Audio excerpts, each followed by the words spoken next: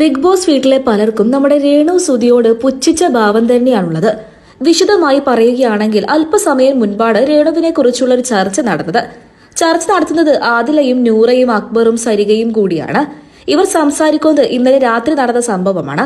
രേണുവിന് big boss വീട്ടിൽ വന്നപ്പോൾ മുതൽ പല്ല് പൊടിഞ്ഞു പോകുന്നുണ്ട്. അതിന്റെ മെഡിസിനും കഴിക്കുന്നുണ്ട് നമ്മുടെ രേണു. എന്നാൽ ബിഗ് ബോസ് വീട്ടിൽ എത്തിയ ശേഷം അതൊന്നും നടക്കുന്നില്ല. ഇന്നലെ രേണുവിന്റെ പല്ല് പറഞ്ഞു പോന്നു. ഈ പല്ല് പറഞ്ഞു പോന്ന കാര്യം ആദില വിളിച്ചു കാണിച്ചു. ആദില വന്ന് തക്കം നോക്കി നമ്മുടെ രേണു പറയുന്നുണ്ട് ആദിലയോട്, എടാ നീ കാണുന്നില്ലേ, നീ ഇങ്ങോട്ട് വാ, അടുത്തു വാ എന്ന് പറഞ്ഞു. അപ്പൊ നമ്മുടെ രേണു വാ തുറന്ന് കാണിച്ചു കൊടുക്കുന്നുണ്ട്. അപ്പൊ ആദില പറയുകയും ചെയ്യുന്നുണ്ട്, ആ ചേച്ചി പറ, അവിടെ നിന്ന് പറഞ്ഞാൽ മതിയെന്ന്. അടുത്തേക്ക് വരേണ്ട കുഴപ്പമൊന്നുമില്ല, ഞാനെല്ലാം കാണുന്നുണ്ടെന്ന് പറഞ്ഞു. ആദിലയ്ക്ക് അടുത്തേക്ക് വരാൻ ഒട്ടും താല്പര്യമില്ലാതിരുന്നിട്ട് പോലും നമ്മുടെ രേണു വീണ്ടും വീണ്ടും ആദിലയെ അടുത്തേക്ക് വിളിക്കുകയായിരുന്നു. നീ ഒന്ന് വാ, അവിടെ നിന്ന് കാണാൻ കഴിയില്ല എന്നാണ് നമ്മുടെ രേണു ആദിലയോട് പറയുന്നത്. എന്നാൽ ആദിലയ്ക്ക് ഒട്ടും തന്നെ താല്പര്യമില്ല അടുത്തേക്ക് വരാൻ. ഈ ഒരു വിഷയത്തെ ചൊല്ലിയാണ് പിന്നീട് ആദിലയും നൂറയും സരികയും സംസാരിച്ചു കൊണ്ടിരിക്കവേ പറഞ്ഞു കളിയാക്കി തുടങ്ങിയത്. സത്യം പറഞ്ഞാൽ ഇതിൽ കളിയാക്കേണ്ട കാര്യം ഒന്നും തന്നെയില്ല.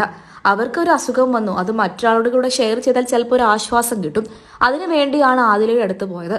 എന്നാൽ ആദില അത് വളരെ മോശമായ രീതിയിൽ തന്നെയാണ് മറ്റുള്ളവരോട് പറഞ്ഞു നടക്കുന്നതും. പല്ലുവേദനയാണെന്നും പല്ലിന്റെ കാര്യം പറഞ്ഞ് അടുത്തേക്ക് വിളിച്ചതിനെയും ചൊല്ലിയാണ് നമ്മുടെ രേണുവിനെ അവരെല്ലാവരും സംഘം ചേർന്ന് കളിയാക്കിക്കൊണ്ടിരിക്കുന്നത്. ഇതൊന്നും പാവം രേണു അറിയുന്നുമില്ല.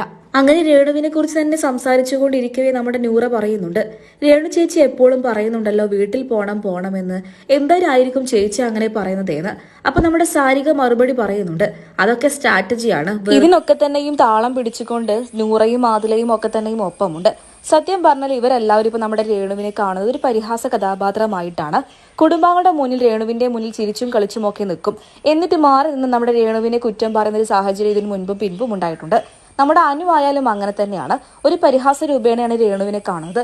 എന്തുകൊണ്ടാണ് രേണുവിനെ മാത്രം അങ്ങനെ കാണുന്നത് എന്ന് നമുക്കറിയില്ല. എങ്കിലും എപ്പിസോഡിലായാലും ലൈവിലായാലും രേണുവിനെ മാറ്റി നിർത്തി പരിഹസിക്കുന്നത് ഇത് ആദ്യമായിട്ടുള്ള സംഭവമല്ല. ഇത് എന്ന് നടക്കുന്നത് തന്നെയാണ് നമ്മുടെ ബിഗ് ബോസ് വീട്ടിൽ. പ്രത്യേകിച്ചും അനുവിന്റെയും ആദിലയുടെയും നൂറയുടെയും ഭാഗത്ത് നിന്ന് തന്നെയാണ് രേണുവിനെ കുറിച്ച് അങ്ങനെ മോശമായ രീതിയിലുള്ള സംസാരങ്ങൾ ഉണ്ടാവാറും. നമ്മുടെ രേണുവിന് അങ്ങനെ വൃത്തിയില്ലായ്മയൊക്കെ ഉണ്ട് എന്ന് നിങ്ങൾക്ക് തോന്നുന്നുണ്ടോ?